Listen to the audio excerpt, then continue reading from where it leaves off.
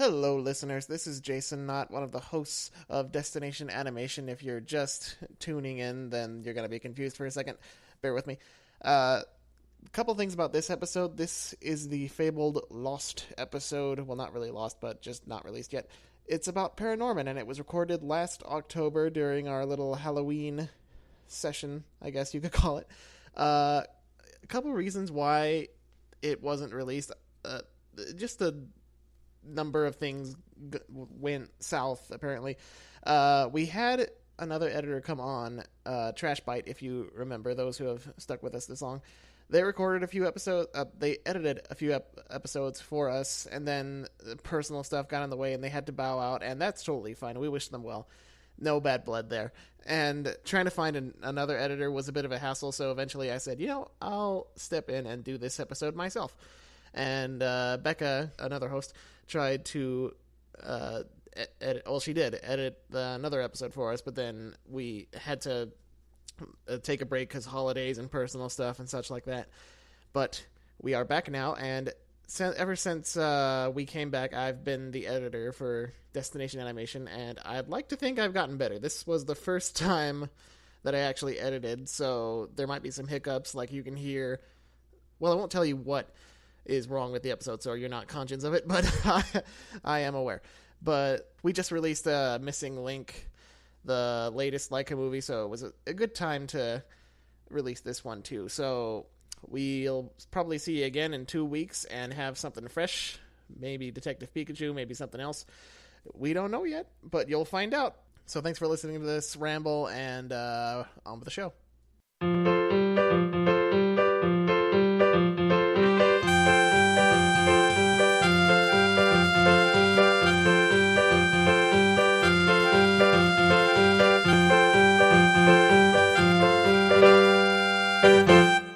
Welcome to Destination Animation, your trip around the world of cartoons and anime, stop motion and puppetry, special effects and CGI, and everything in between. I'm your host, Jason Knott. What up?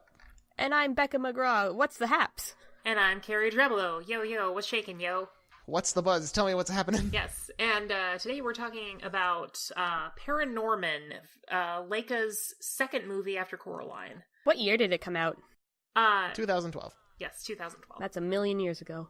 Yes, that was when the apocalypse was going to happen. Yeah, the world has ended and restarted since then.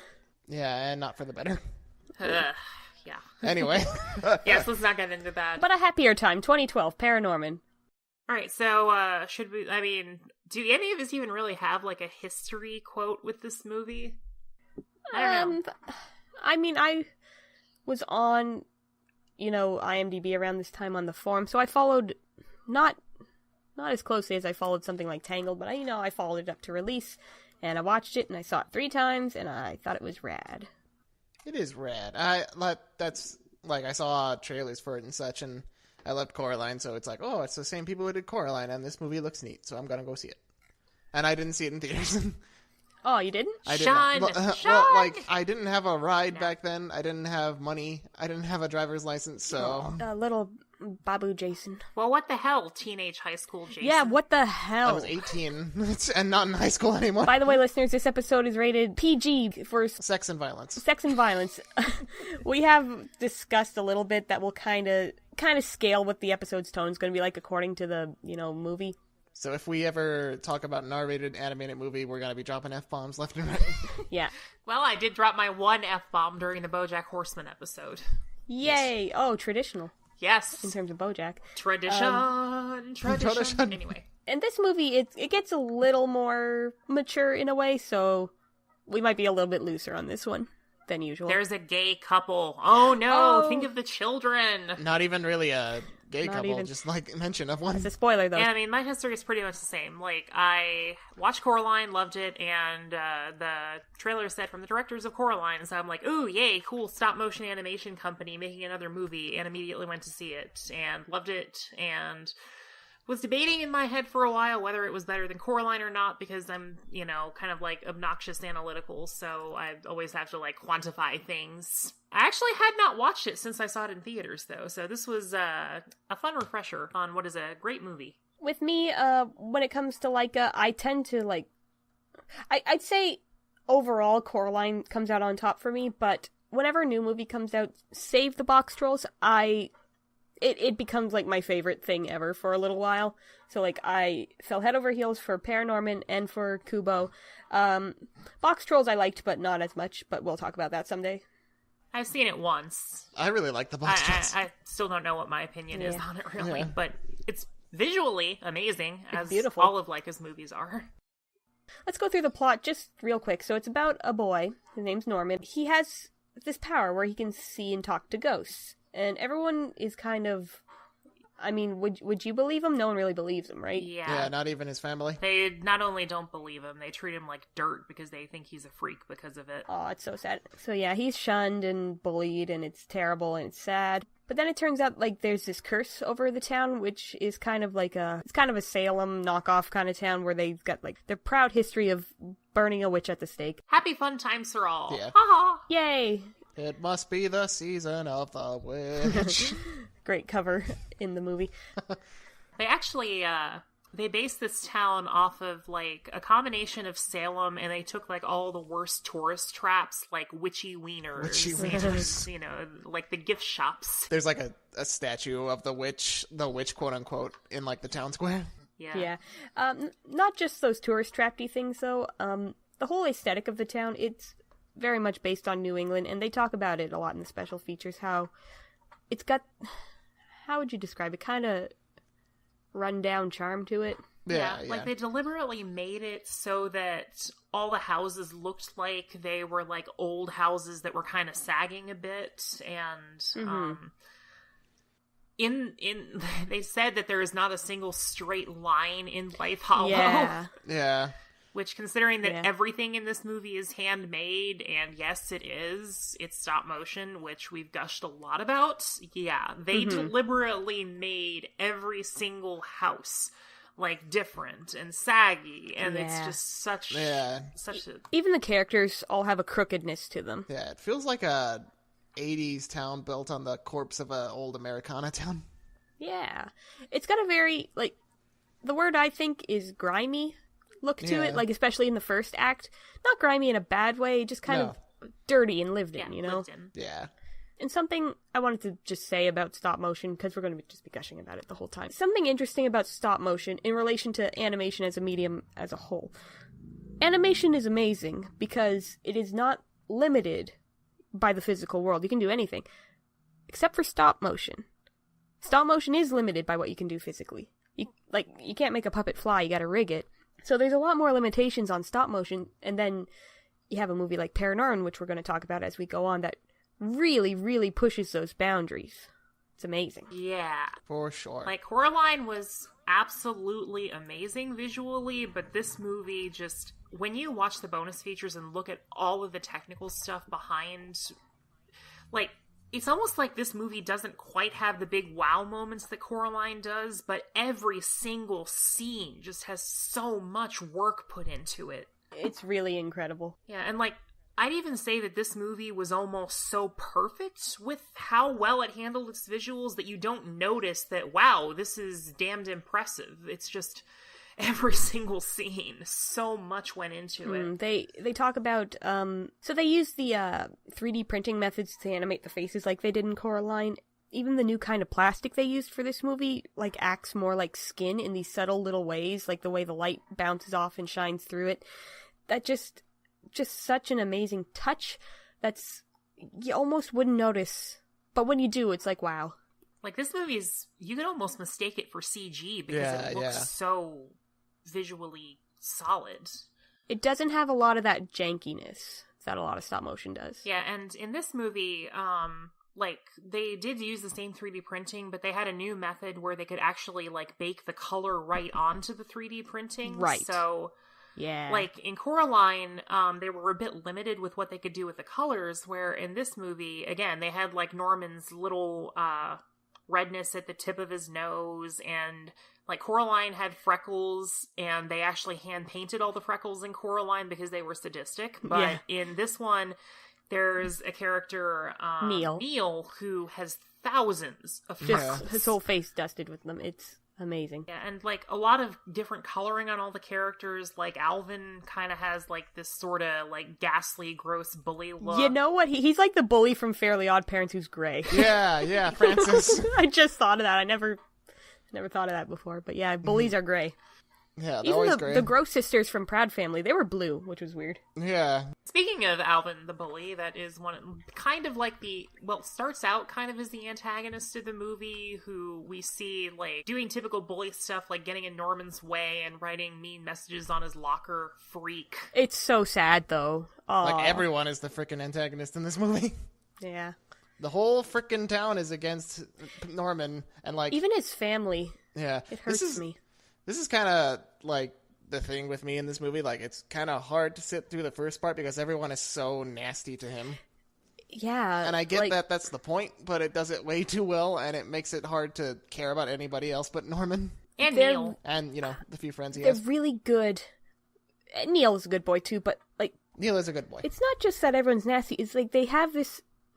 And this maybe sounds like ragging on the movie, but it's very, like, well done. Yeah. Like, everyone's nasty, but there's also a discomfort to it. Mm-hmm. Like, Carrie, you had a note in here about that shot of his parents literally talking over him. I find something about that shot, too, is just uncomfortable and claustrophobic, it's relatable. Too. The way that they frame the shot, they have Norman in the center of the shot, and then they have his parents basically having a conversation about what to do about him, and their faces are off screen to the top of it. So it's like they are literally talking over him as if he's like not there. And yeah.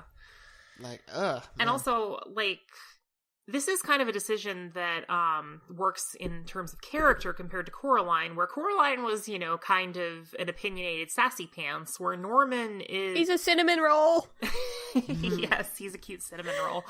But his character is more small and scared, and it's like, it's almost like he's the victim. It's like he has this gift to talk to the dead and see ghosts, and it's almost like he doesn't know what to do with it, and no one else knows what to do with it, and he's kind of just like small and helpless and caught up in this.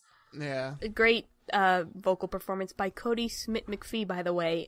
Just totally sells the character. Yeah. Just in relation to Norman, like, not knowing what to do with himself, it's like he wants so badly to be who he is. He wants to be true to himself.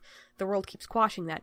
And you'll have these little moments throughout the movie, too, that I noticed on the last time I watched it, where a lot of the other characters are not honest. Like, early on, his sister, Courtney, right? She's talking on the phone, and they're, like, gossiping about this other girl who's like, oh, I actually really like her, but she's such a whatever, and little moments of dishonesty from the other characters that I didn't really notice till this recent rewatch. Yeah, no one's really 100% real. No. Like Norman is. Yeah, and he gets punished for it. Yeah, there's a freaking sad but great line where after he has this freak out on stage, like, there's this whole play the school is doing about how they hanged the old witch of the town, and like he has a vision / freak out about like the witch coming back to wreak vengeance on the town. Mm-hmm.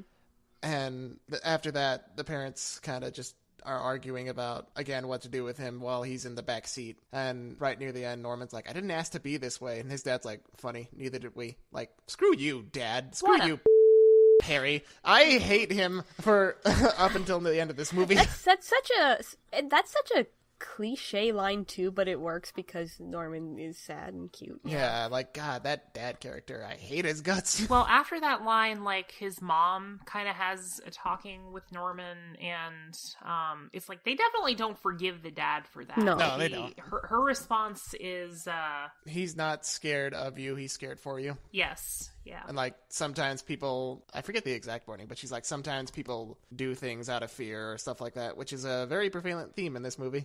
And then Norman's response of, like, he's my dad, he shouldn't be scared of me. Yeah, that's it. Oh, it's scary. It's sad. It's sad. It's sad. But I like the notes you have in here, Carrie, about how the didn't ask to be born this way is definitely kind of LGBT parallels in that respect, because he's born with this thing about him that he can't change, and he's shunned for it.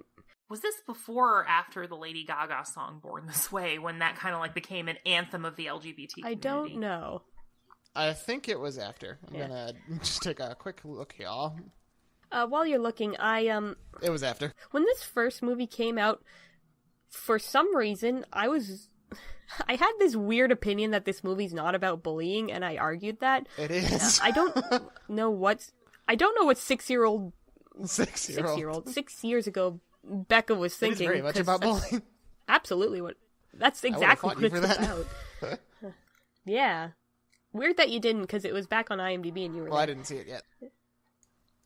Yeah, no, 100% it's about bullying. Like, Yeah. I mean, that's the entire thing. Well, the kids who are bullied are always the ones who are perceived as different for some reason. Yeah, such as being, like, smaller or more effeminate or fat or sweating when you walk, or having irritable bowel syndrome, or having a kitten on his lunchbox like Neil. Like poor Neil.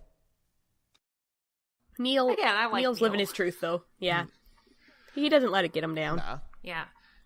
And that is the thing that the movie does kind of go into. Neil is kind of like, he's so used to getting bullied that he kind of almost participates in it. He's like self-depreciating, where Norman is still kind of just, I don't want to be treated like crap. And he just kind of withdraws and avoids everyone because he's scared of them. Yeah.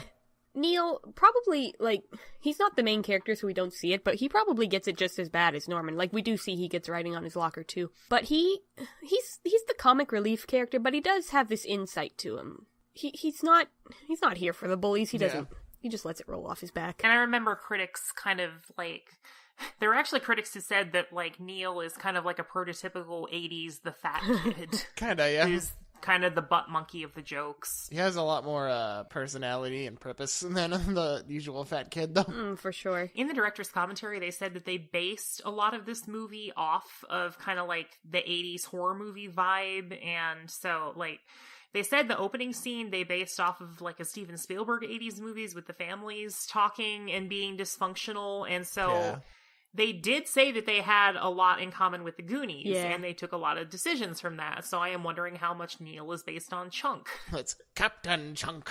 The Goonies is a scary movie to me. It's a great movie. It's so funny. It scared me when I was little. Anyway. But yeah, even the genre throwback with the cheesy 60s, 70s B movie where, the film is edited really terribly and, at one point the boom mic gets in the shot and the actress has to, push it away. Yeah.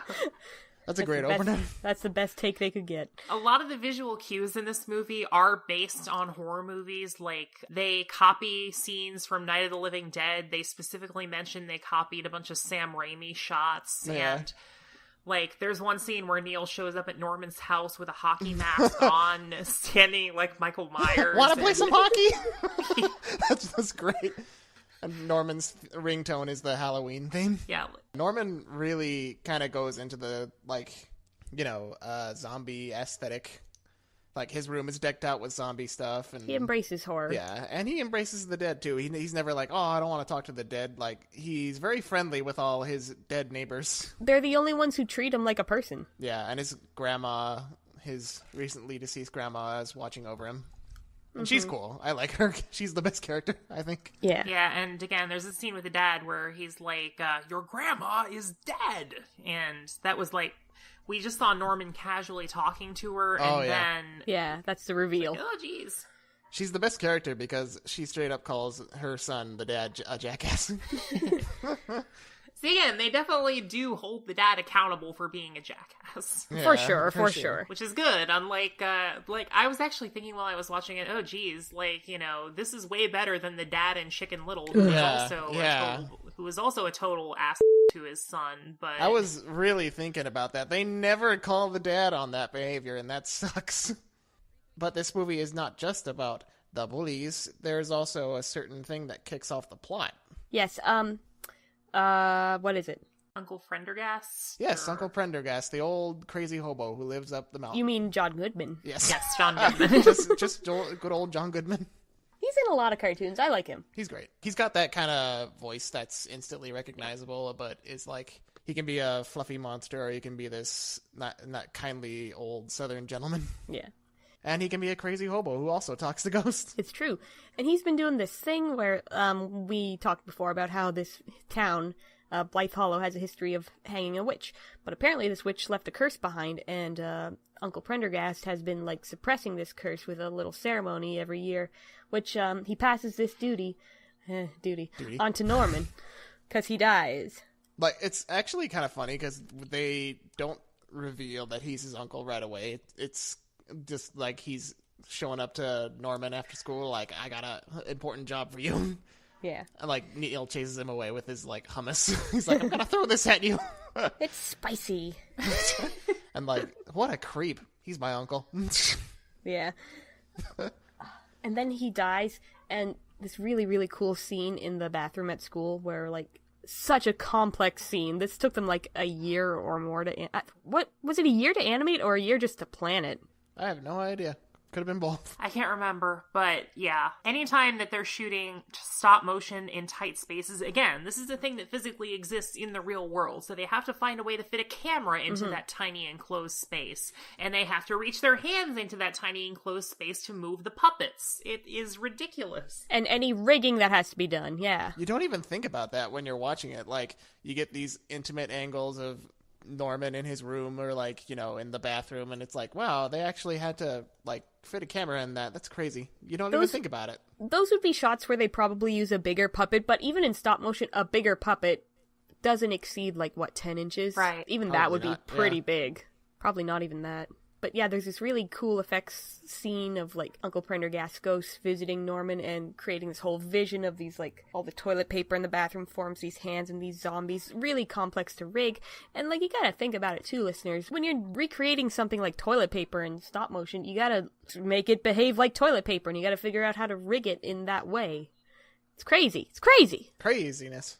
Like, one of the biggest keys to animation in general is a concept called weight.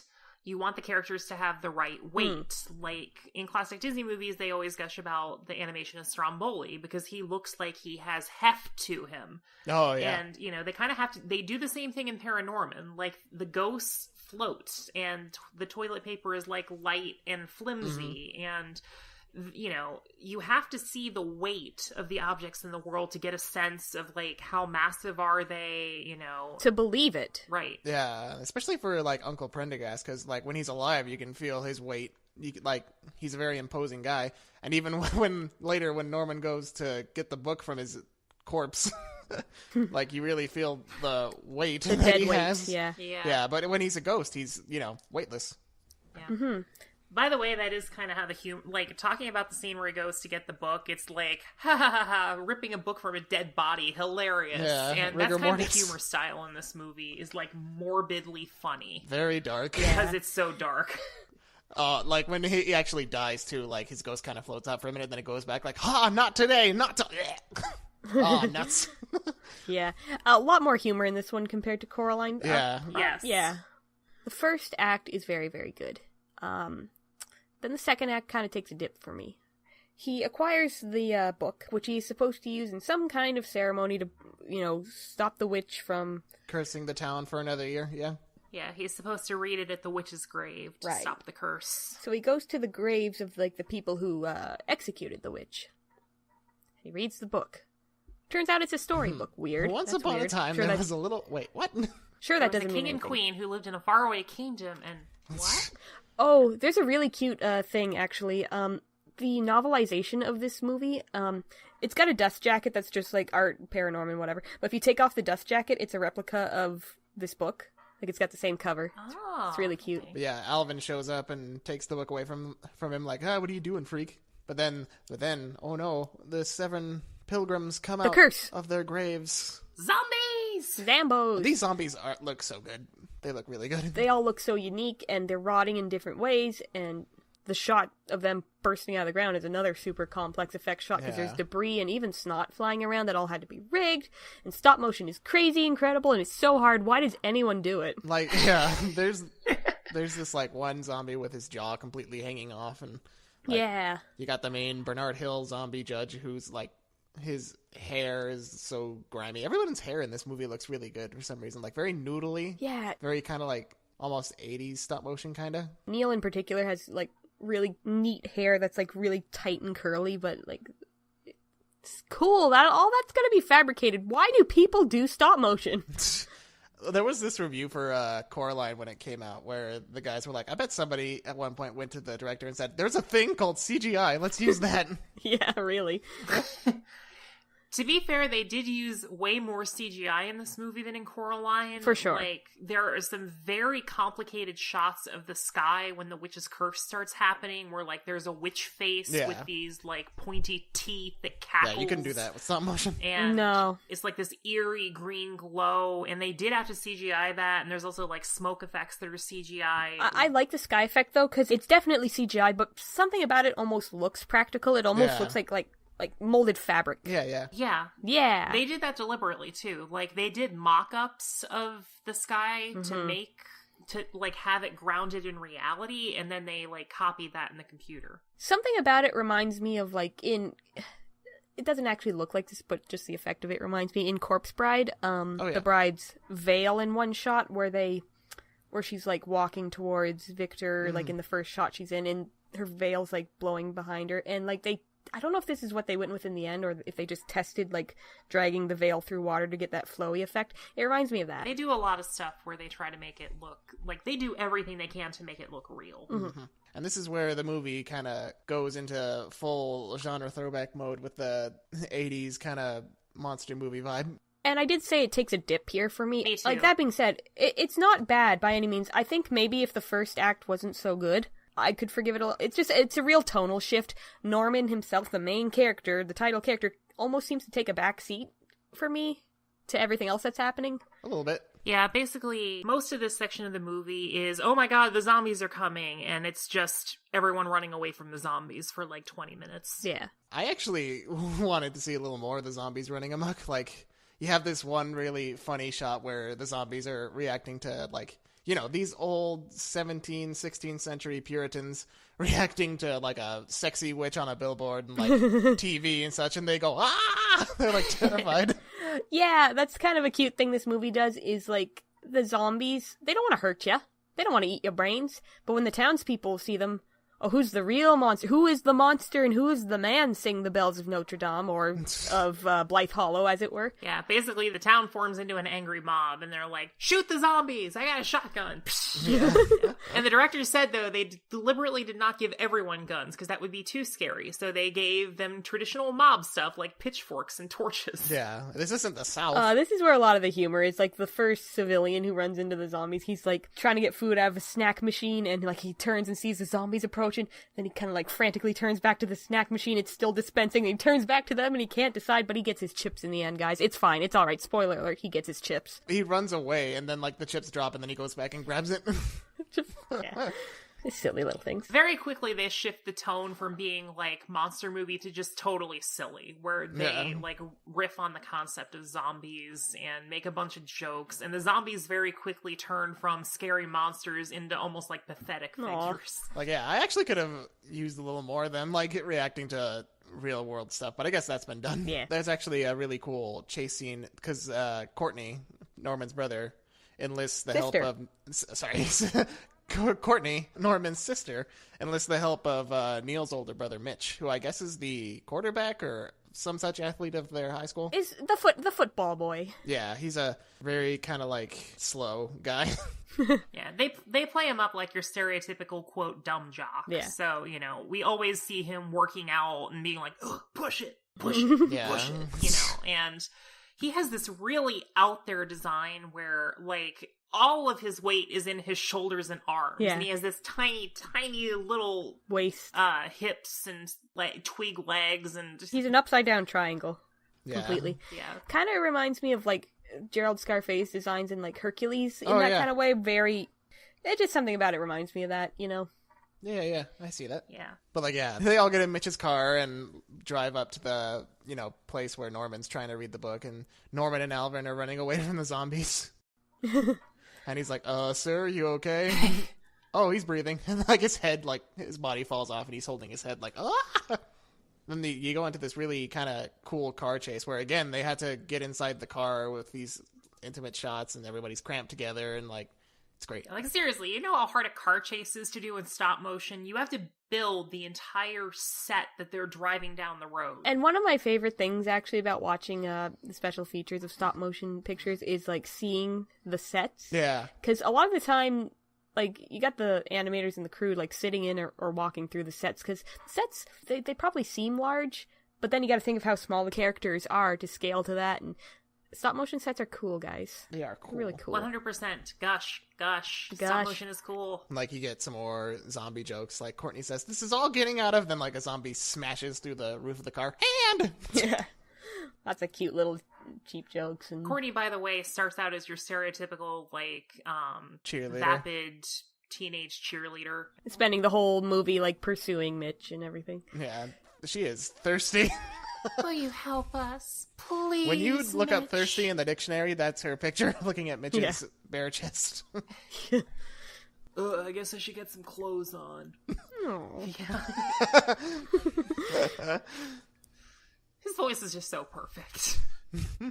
I really like the casting overall in this movie. Yeah, everybody's Is great. it Casey Affleck who's Mitch? Or- Yeah, that's him. Okay. Anna Kendrick as Courtney, and Christopher Mintz-Place as Alvin. yeah, Ariel Winter as Blythe Hollow Kid. Well, Okay. Oh, Jeremy Shada is in this movie. Oh, I yeah, forgot. he's, Finn from Adventure Time, just as one of the bullies, like little guys.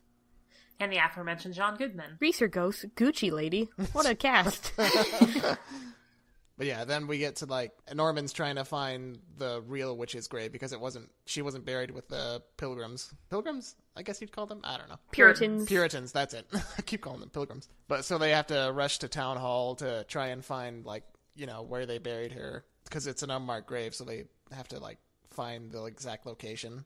Yeah, it's a zombie apocalypse and they have to go to the library. There's an adult video store right across the street. I actually would have liked to see a little more of the team dynamic between these guys. Yeah, I can agree to that. Because, like, that's the whole appeal of, like, 80s kids movies. Like, how they work off each other, like the Goonies. Those kids all work off each other so great. Yeah, I guess this is kind of brief on the characters because, you know, you have this setup and then all of a sudden, again, zombie apocalypse and crazy stuff is happening and, you know, it's just in hyper mode from then on out. Yeah, like, in my world, I'm not saying it's a perfect world, but in my world, like, all movies are, like, 3 hours long and they have enough time to really pace out the characters and such. But, you know, you can't have that all the time. No. And then they release extended edition DVDs, which makes it even longer. That's why I like Peter Jackson, despite his faults. Yeah. So they're looking for the grave of the witch. Is this the point where, yeah, Norman gets frustrated and tries to confront the witch face in the sky by himself? And this is where he gets a vision. And spoiler zone from this point on, listeners, is going to get spoilers. Yes, officially, this is the spoiler. Gonna take break. you right into the Spoiler zone. I've never seen Top Gun. All right. So yeah, the witch strikes him with lightning, and he has a vision. He has a vision of the witch's trial. So he sees the Puritans all standing around, you know, judge, jury, executioner, you know, talking about her crimes. Divert to the Lord High Executioner. Anyway. And then we get this shot. Oh, the witch is revealed, and it's an adorable little girl. It's a tiny girl. Whose last name apparently is Prendergast. Agatha Prendergast. Yeah, they're related. But they don't really, like, bring that up in the movie.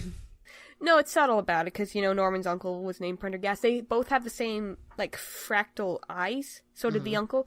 And they have a, you know, visual similarities in their faces and everything. Yeah. But it's not a big deal. Don't worry It's about not a big deal. It's not, like... It's just a thing. Yeah. But yes, she's just a little girl who is just, you know, she has the same power as Norman, apparently, talking to ghosts. But she was just playing, but it's so hard sad. time. I was just playing. And she's, like, tearing up, and they don't even care. It's ignorant times, so they sentence her to be hanged by the neck until dead.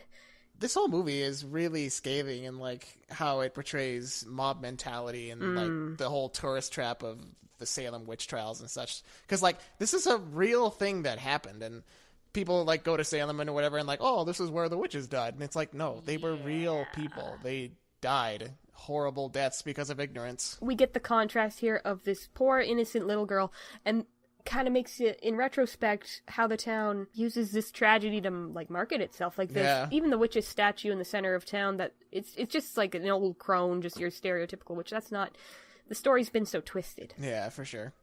Unfortunately, this is actually kind of how the Salem witch trials worked, is that, you know, it tended to be the same people who were bullied nowadays for, you know, they were different for some reason, and people are scared of things that they are different because they don't understand them. Yeah.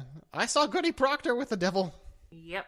And this is where, because we've had a little moment, because, you know, Norman can speak with the dead, so why hasn't he been talking with the zombies? Well, you ask and I say, the zombies did actually try and talk to Norman before he ran away, but this is where they actually show up in the library and all sort of talk to him, and Norman's like, how could you? And the judge is like, we were scared. And Norman's like, there's no excuse, you guys suck. Yeah, really. It presents their side of it in this really gentle way that you can almost understand, but at the same time, it's horrible what they did.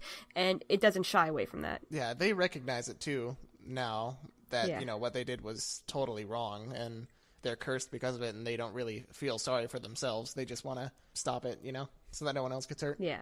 It's all very sad. This is where the movie starts to come back for me. It's the moment with Norman and the zombies in the library. It's this very quiet, subdued moment. It's very, very good. Yeah, from here on, same thing with me. Like, the ending of this movie is just A+. Mm-hmm. Right in the feels. We're gonna get to the good stuff, but let's lead up to the good stuff. So he befriends the zombies now. Yes, Norman being a good boy. He befriends them. And they leave the library, and the mob wants to, you know, have their heads, but no, all of Norman's friends stand with him. Courtney stepping up and being a good sister, finally. Yeah. Like, she gets a really funny kind of speech where she calls them out, like, you are all adults. Stop it. Stop it. I do think it's pretty awesome that Courtney's the one that sticks her neck out and says, you know, listen. Yeah, absolutely. When Norman comes out of the library and, like, tells him, hey, wait, stop, these zombies aren't trying to kill you. There's a police officer holding a gun to one of the Puritans, but when Norman steps in front of that Puritan, the police officer does not lower her gun. Yeah, you can't just shoot at civilians. That's for the police to do. This movie being a little too real. Little bit too real. Retroactively. But yeah, so they turn the mob back to the zombie side, which just pisses off the witch in the sky. She's so mad, the storm's getting worse. So they have to rush Norman to the witch's grave, which they're able to find now because they've befriended the zombies. There is a scene before they start going back to the grave where, like, one of the things that Norman says is, does it look like they're trying to kill you? They're just people. People like you. Yeah, it's like, honestly, and we find out that the witch's curse is actually, you know, the zombies are the curse, and they're doomed to rise from the grave and be treated like garbage and beaten up by people. Right, it's not a curse on the town, it's revenge on the people who hurt her, which we're going to get into in a second. Yeah, there's a great scene where they're all in the car, and, like Norman's parents' car, and the zombies in the, like, middle back seat, giving them directions where to go, like, yeah. He said go left. Yeah, they're right back to the humor now. The zombie's Which touching again, me. Just a little moment of levity before shit gets real. He's like, I will stop this car right now if you all don't be quiet. That's what this movie is, though. It's, like, deep and emotional and scary, but also hilarious and never taking itself too seriously. Yeah. For sure. What is it the mom says? It's like something you gotta believe in, like astrology, and the dad's like, I wish I understood you. Yeah. It's very like, good. you don't believe in the afterlife. That's like not believing in astrology. Yeah. Yes. So they come to the witch's grave, and Norman gets separated from his family because, like, the witch is warping all these trees. So he gets separated, and he's got to face the witch on his own. So he comes to this tree in the middle of the forest where the storm is centered, and, like, that's when the mom comments, oh, do you think this is it? Yeah. But yeah, so, okay. Gotta face Agatha Prendergast, and whoa, this scene. Yeah. This design is just so out there. Yeah, like, oh, it starts out so great. Like, you don't even see her at first, and she's kind of talking to Norman, like, what do you want? Get away. And he's like, no, I want to tell you a story. And then, like, the camera, like, zooms in onto his ear, and you don't even see her, but she goes, I don't want to go to sleep, and you can't make me. And then it gets wild, and he gets trapped behind this wall of trees, and the reveal of the Agatha witch, he turns around, and she's just there. And, oh my god, you guys, this like Carrie said, this design is incredible, and the way they animated it is incredible. I always want to just show people this scene from the movie, but I'm not one who likes to spoil things, so I want people to just watch this movie for this scene. Please. Yeah.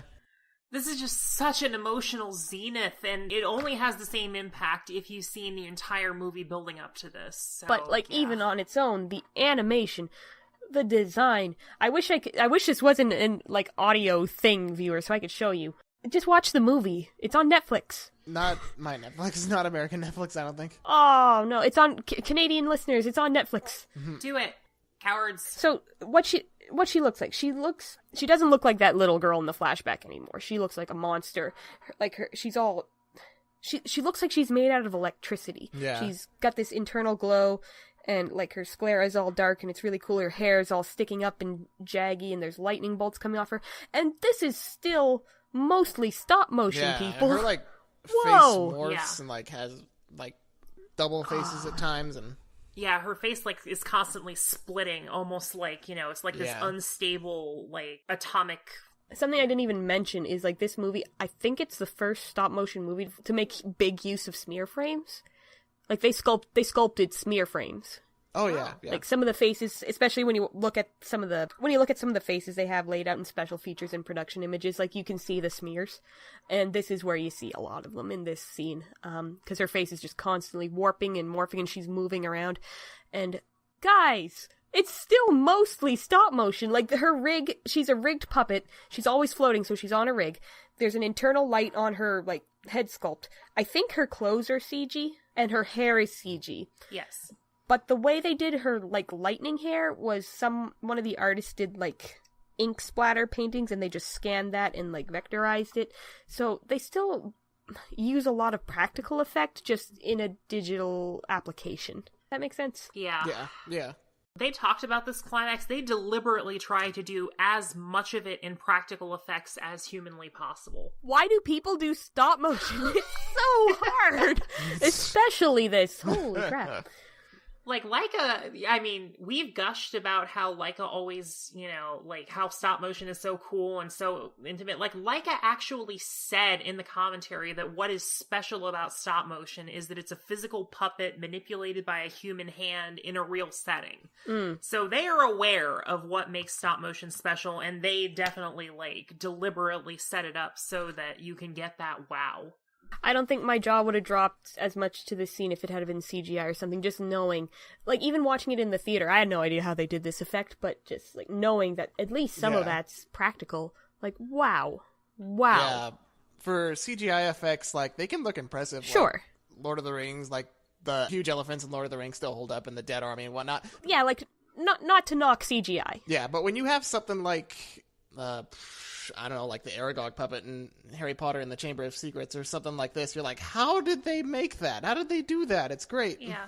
Practical effects are tasty. If I can talk about the geeky animation things for a second, like, I feel like one of the things that makes CGI look sometimes off is it's really hard to capture real world lighting and materials.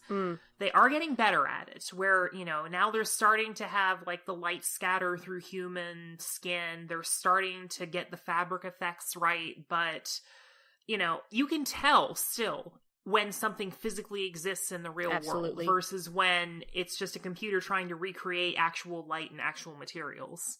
So there's just something about practical effects that still just looks way more mind-blowing when it's done right. Yeah. Can I like heckin' talk about this climax like frame by frame now? It's at its core, it's an angry little girl throwing a tantrum, but she is powerful and it's scary. She's just going nuts. I love the shot, like, where she, like, slowly rises out of the ground, and you see the lightning kind of trailing ahead of her, and at one point, everything just explodes. They got these, like, fractal cracking on the trees, and I'm all over the place, listeners.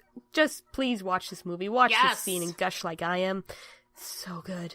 And poor Norman takes it like a champ. Oh, he takes a beating. Gets slammed against the tree like, ooh, ooh, ooh. Poor kid. I've wanted to do, like, fan art of Agatha's design in this scene, but, like, I could never do it justice. It's gotta be in motion. Mm-hmm. Maybe I'll animate something someday. And, like, Norman's kind of trying to calm her down, telling a story about herself, and she's just going ballistic. There was a little girl. Yeah, she's like, I don't like this story, and it's sad, and she's also scaring. But the more she turned away, the more alone she felt, and the worse people treated her. Yeah. Just calls her out like, you're a bully. And she's like, no, I'm not. I'm nothing like them. While she is slamming him against the tree. They give this scene just the right amount of time. Like, in my heart, I wish it was longer because I could watch this scene over and over. But it's not too short. A lot of really amazing scenes can be, like, too short. It's just right. 100%. Yeah, and, like, it finally ends with Norman pleading to her, like, there must be someone you remember who was good. And she kind of screams, and it all goes to white, and, like, the music's building, but then, like, everything stops. And the ground cracks. They animated the ground cracking in stop motion. Yeah, like, at some point, it's just, like, floating rocks and, like, the tree in the center of the screen. And it's all just rigged. They all just rigged this. Why did they do this to themselves? It's constantly spinning around in space. And Jesus, Laika, you have problems. Yeah, it all goes to white, and then, like, the music just stops, and then it fades back in, and everything's sort of peaceful again, like the trees and its pristineness. I'm sorry to keep rolling back, but also I just gotta say the soundtrack during this whole climax was incredible, and I don't think it's actually on the soundtrack. What? I think that's Lame. I remember that being a thing. Sorry, let's talk about the denouement. Yes, the denouement. Denouement, where we see Aggie back into her human form. Little Aggie. Little Aggie. Aggie. My name was Aggie. Aww. What finally broke through to her is that she remembered her mom. Aw, someone who loved her. Yeah, Norman basically tells her that there's good people and not everyone's a jerk. Yeah. Like, there's more good people in the world than there are just plain old jerks. And even like, the townspeople and Norman's dad especially, they start out as jerks, but once they get, like, you know, an iota of understanding, they sort of grow and adapt. Yeah. I definitely have something to say about the message of this movie. Do it. Please. All right, so the message that I take is that everyone is human. Like, they're just people, quote. Which was from, like, Norman talking about the zombies. And in the director commentary, they do talk about how, like, everything that permeates the design is kind of showing the world in its, like, hyper-realistic, like, not hyper-realistic, like, exaggerated almost perfection in the imperfection thing, where I feel like it goes out of the way to show that no one is perfect, everyone screws up, everyone is, like, people are prone to mob mentality and being scared of things that they don't understand. But we're all just people. Yeah. We shouldn't be scared of each other. Similar message to BoJack is like, I don't think that there are good guys and bad guys. There's just guys who do good things and bad things. It's kind of a bittersweet lesson because it acknowledges that there are still people who will hurt you. Yeah. But it's just kind of like, you gotta be the bigger person. Yeah, it doesn't erase the bad things that happened to Norman and Agatha, but in the end, they have that reassurance that, like, there are people who are good and are willing to learn and better themselves, and that's enough to put Aggie back to sleep. That is a good thing, is that, like, a lot of the characters who are really mean get redemption arcs in this movie. Yeah, like, Alvin goes from being, like, Norman's chief bully to being kind of like his weird friend. Yeah. Even if it's just for the clout, it's still an improvement. Yeah. Yeah, and Courtney, who starts the movie as a dismissive, obnoxious teenager who's pissed off by her jerkwad younger brother, is actually the one who sticks her neck out and defends him when he's trying to tell the town about the zombies. And I guess Mitch doesn't really need a redemption arc. He's just there for the red. Well, he went from the, this is, I think this kind of plays with our own perceptions actually, because he starts as this airhead jock, and you think, oh, he's just ignoring Courtney because whatever, he's such an airhead. Actually, he's gay, guys. Yeah. He's gay. It turns out he's gay. He's like, casually. Oh, you love my boyfriend. He loves chick flicks. Yeah. And I think that's just people were upset about this. Yeah. People were very upset about this reveal when this movie came out. And I think if you watched a movie about being yourself and being true to yourself and how we're all just people on the inside up until this point and you were with it, and then this little throwaway line where he mentions his boyfriend really bothered you that much, sorry. You missed the point. Hear that sound? That's the point going over your head. Mm-hmm. That's being a phony. You're a phony. This is something I definitely remember from the IMDb message boards, is they were discussing, like, Mitch's big reveal that he's actually has a boyfriend, and they said it's almost like the entire movie was about, hey, don't treat people like crap just because they're different, and then it was like, hey, did you learn anything? Yeah. This is how this can be applied to the real world, people. Right. It's the last test, and my God, people, if it really bothers you, if you really hate it, just treat it as a joke. Like, it's funny that Courtney was pursuing them in this whole movie, and it turns out she never has a chance with him. If that eases your mind, just take it as a joke. Yeah. You're still missing the point entirely. And I'm mad. I got my hands on my hips right now, actually. And I'm sitting. I don't have to do this. Yes. I am waving my finger sassily like... Now, see here. And I have to say, I do feel like this movie, like, as somebody who is on the LGBT spectrum myself and has had many friends, especially trans friends, who, as kids, were, quote, different because they behaved like a gender that was not their actual external appearance, they got treated like crap. Just like, I want to use my swear, they got treated like by people because, just like Norman was, for absolutely no reason. It's just because they were different and didn't fit into their neat little societal boxes. So this movie really, really captures that, unfortunately. It captures that, and then it throws you for a loop with that final test, and either you learn something or you're an asshole. Oh, jeez. But yeah, again, I have opinions. Emotions are running a little high right now. On the upside, at least in the movie terms, Norman's dad definitely learned something because the ending scene is very sweet. Like, Norman is back in his TV room and Norman's watching it like 5 feet away from the screen, and his grandma's sitting on the couch. His dad comes in, sits by his grandma like, hey, Norman, is grandma in the room? Yeah, she's on the couch next to you. Hi, Mom. Like, screams it like, hi, Mom. like she's deaf and not dead. Yeah. But yeah, it's really cute because the movie starts with him kind of alone in this room watching the movie, and it's very darkly lit, but it ends with his whole family coming in to sit with him, and the lighting's a little nicer, and it's cute. It's cute. Grandma and the dad are like, so what's happening now? At the same time. The end. At the end. This movie does have a lot of good bookends. Like, one of the things that the director commentary talks about a lot of this, but they opened the movie... Did we say, actually, hang on, did we say that Chris Butler was the director? I think we did, yeah. Okay. Just want to make but sure. Chris Butler's the director, if we didn't say it. And Sam Fell. Yeah, if we didn't, now we have. Yeah, like, the movie is bookended kind of like by similar things. So again, it starts with Norman on watching a horror movie alone. It ends with his family. There's, at the very beginning of the movie, when we first learn that Norman can talk to ghosts, there's this very long shot where it, like, follows him down the street of Blythe Hollow, and it's just him by himself at first going, "Good morning, how are you doing?" And then it zooms up close to his eyes and then zooms back out. And now we can see all the ghosts that he's talking to. And this entire thing is one giant long take. Long takes are my favorite thing. At the end of the movie, it has another really long take as the ghosts are dissolving and kind of like going to eternity or like leaving, shaking off this earthly realm for good or something. And it is yet again a long take as they pan through the town and go to all of the characters who are talking about what just happened. And like, so it's bookended by these two long takes. That's cool. Also, one more thing in relation to the ghost dissolving, the directors deliberately said, like, we see Uncle Prendergast, like, dissolving into white light and then disappearing, and it's almost like he's ascending into heaven or something. The zombie ghosts and Agatha don't do that. Yeah. They just kind of, like, dissolve into wisps and then disappear. They don't have the white light coming from them. And the directors did this on purpose because they felt like that'd feel wrong if the people who killed this little 11-year-old witch and started this whole thing, like, it made it look like they were redeemed or something. No, they still did a really screwed up thing. And I really like, actually, the last shot of the judge where, you know, he reforms into his humanoid ghost, but it's not happy. No. He still looks regretful and remorseful.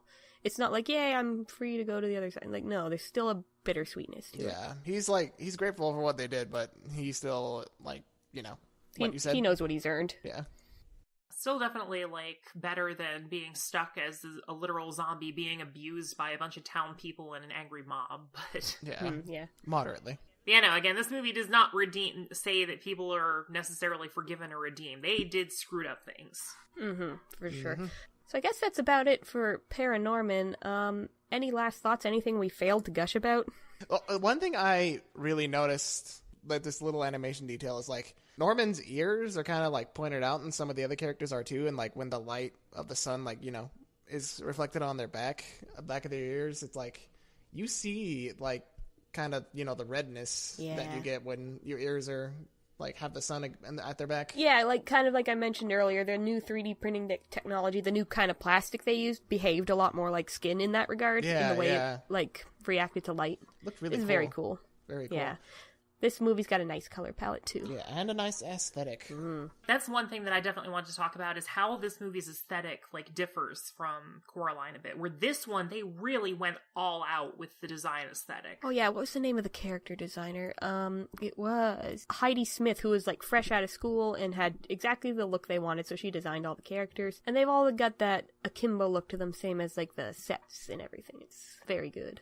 They were talking about how the character designs are like kind of brutally honest. Like you see all of like the skin sags and, you know, like when people are fat, it actually like has it. It's like all the characters' flaws are right there in front of you. Except for Norman, who's perfect and adorable.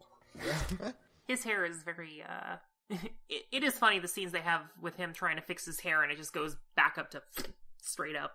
Yeah. Made out of goat's hair it was. Goat's hair? Yeah. Gross. Sorry. But also, like, there's some cool things with the way that they set a lot of the shots up. They actually worked with the design team of The Secret of Kells, specifically Ross Stewart, who was a design artist on that movie. And speaking of things that we need to talk about, Cartoon Saloon. That is, like, one of the other studios still making, like, I'll say there's 3 studios that I will watch anything that they produce, and, like, Ghibli, Cartoon Saloon, Laika, and I guess Disney Pixar, too. But Yeah, I guess Disney Pixar too. Oh, how the mighty fall, though. Those hacks. But in any case, the way that they set it up is that they have these like small hyper detailed shots where you'll have shots of like a chain link fence with a leaf stuck in it, and it's super detailed. And there's almost no negative space. It's just all this close, intricate detail. And then when they go to the wide shots, there's a lot less detail, and that was a deliberate design choice. And again, you could say that kind of permeates the message of the movie, where it's like you look close and, you know, that's kind of where, like, the beautiful, gross detail is. Yeah. Yeah, kind of like ugly, beautiful detail. I like this movie a lot. I could gush about the climax for an entire podcast episode, but y'all saw how scrambled I got. Yes. Talking about yes, it is very good. Very good Halloween, anti-bully, good person movie. Yeah, very good. Do we recommend it? Yes. 100% yes. Absolutely. I don't think this movie is quite as good as Coraline. Like, that movie just hooked me right in with the premise and had no slow spots. It was paced perfectly. This one kind of dragged in the middle for me a bit. There was a dip in the middle. But the payoff is exceptional, yeah. So yeah, I would definitely recommend it. Highly recommend. Honestly, I'd recommend everything that Laika has made, even the Box Trolls, which... The Box Trolls is good. You hush. Yeah. It's good. It's kind of I'm like... kidding. No, it's not like... Box Trolls isn't to the rest of Laika as, like, Cars was to early Pixar. Yeah, that's a good comparison. Like, to that... Like, it's not quite like that. It's just saying it's their less... It's kind of more... Like, Box Trolls is to Laika as maybe... Quantum of Solace is to James Bond. I was going to make an animation one, but that's fine. Okay. Yeah, Bug's Life is a good comparison, because that's a great movie, totally watchable, people like it, but it's like, Yeah, like, coming after Toy Story especially, like, oh yeah, this movie's fine. Yeah. Even that's kind of harsh. Like, ParaNorman's a very, very good movie. Yeah. Okay, so... Is that it for us? Let me think. I don't think there was any... Let's check off the checklist. Yeah, the only other thing is, like, I was maybe going to talk about the face replacement and the digital cleanup that they did to get rid of the seams. We talked about that on Coraline. Oh, yeah, one more thing about the character designs. Some of the character designs in this movie, like, they actually have this, like, fat lady character. Yeah, the drama teacher. They actually animated her fat jiggles. Yeah, I wanted to mention something about that, too. Like, back when we were talking about what a solid character Uncle Prendergast is, everything, all these stop-motion characters have these tiny little armatures in them, so if you want to do a big character like that, that's hard to do. Again, why do people do stop-motion? It's so hard. Yeah, and again, she has great weight to her when she, like, gets on top of the car, and, like, the car, like, boom, boom. Yeah, and this movie did a lot of digital cleanup, so, like, usually it's almost impossible to do a fat character, quote, in stop motion. And so what they had to do is they had to have all these separate moving parts with all these different scenes, and then in post they went back and smoothed the seams out. But the final effect, it's like, oh my god. It is seamless. Again, it's just everything in this movie had so much work put into it. And you know what? Laika never breaks the bank. Guys, listeners, I implore you. What's their next movie called? The Missing Link? Missing Link. When Missing Link comes out next year, everyone, go see it. Please. You, go see it. Give Laika your money. They deserve it. They can't coast on that Nike money forever, except that they probably can. Yeah. Vote with your dollars. Vote. Quit watching Minions sequels. Stop, guys. Please don't. Just stop. If Minions can make $1 million, then like their next movie can make A billion. like $500,000 at least. Come on, guys. Yeah. Okay, I think that's it for us today. Thank you as always to Mitch McGraw, our composer. Once he gets a website going, I will plug him. I'm shouting at him because he's actually in the room. Come on, listeners. Mitch. A little behind the curtain for you. So I'm Becca McGraw. You can find all of my works. I'm a digital artist at rebexorcist.com. I'm Carrie Dreblow, YouTube's animation critic. You can find me on YouTube, Animation Critic, all one word. I'm currently, I'm very late reviewing the summer 2018 anime season. Maybe I'll finish that at some point in the future, whatever. I'm Jason Nutt. You can find my reviews on Blogger under whatever reviews. Also, quick shout out to our editor, Jason, who has been doing an awesome job. Big thanks. Yes. Thank you, Jason. Thank you. Jason. All right, that's about it then. Mitch, play us out.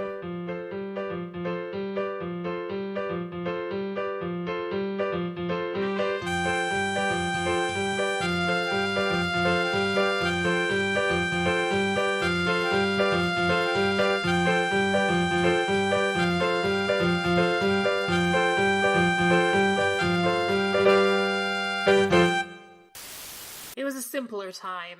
With a very complex movie, heralding it in. We're going in circles. This is awful. Off the cuff stuff, whatever. Let's go. ParaNorman. Yeah. Jason. Edit this out. ParaNorman, yeah.